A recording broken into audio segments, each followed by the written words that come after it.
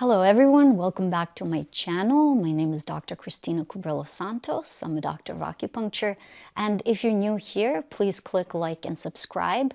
I create videos to help you get in touch with yourself, little tips on healthcare, beauty, as well as self-development, because that is one of the topics I'm the most passionate about, and I've been working on myself for the past 15 years through education, through manifestation, energy work. So many different areas of life that I've worked on in my own life. And so if this is of interest to you, definitely like and subscribe. Today's topic is how to improve quality of sleep. I actually did an interview a little while ago with a friend of mine where we've touched upon this topic quite extensively. So if you haven't seen that video, make sure you click here and check it out. But for today, I'm just giving you a few short, quick tips that you can implement in your daily life to hopefully improve your sleep quality. So one of the things I hear my patients complain about is they can't fall asleep with ease, okay?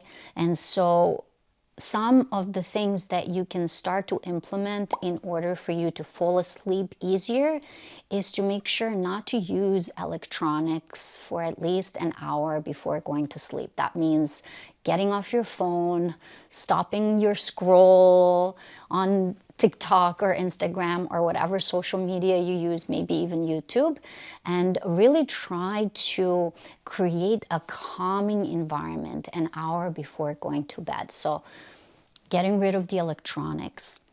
Make sure your room that you're sleeping in is actually quite cool. So the best possible temperature is between 65 and 69 degrees Fahrenheit, okay?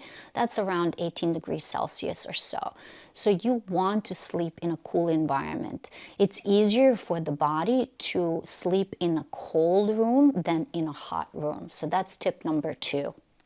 Tip number 3 is make sure that you make your room as dark as possible. So that may mean dimming the lights across your apartment or your house or where you reside in, or just in the room that you're sleeping in. So those curtains that block out the light are very good, and also make sure that you don't have computers and other devices in the room with you, because there is blue light that emanates from our screens, and sometimes even when our technology is off, there's still little lights, little blue lights here and there that could be causing disruption in your sleep. Okay, so another thing that you can do is use vitamin D, especially if you live in the northern climates where we don't get as much sun. We have a tendency to be a little bit more depleted, and vitamin D is essential in the production of melatonin, which is our sleep hormone that helps us go into that smooth slumber with ease. Okay, so vitamin D as a supplement is something you can use, but the best, obviously, possible way to get vitamin D is to spend the first half an hour of the day looking directly at the sun and allowing your skin to absorb that vitamin D. Okay. Another thing I like to do is, if you catch yourself waking up in the middle of the night and then staring at the ceiling wide-eyed, is if at 25 minutes or so you still can't go back to sleep, you might need to get out of bed, okay, and start to move around, maybe do a little yoga practice. You can check out my yoga channel right here.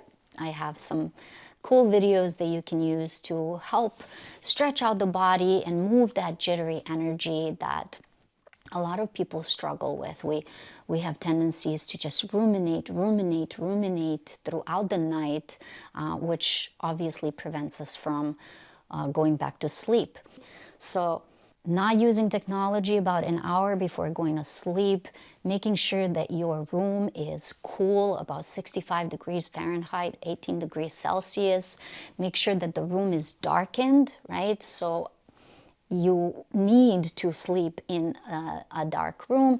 And then avoiding all blue light in your room. So that may mean removing electronics from your room. And then finally, if you find yourself unable to fall back asleep when you wake up in the middle of the night, then make sure to get out of bed, because your brain is associating this restlessness with the place that you're sleeping in. So get out of bed, lose that association of restlessness, move around your house, do a little gentle practice or meditation, and see how that works for you.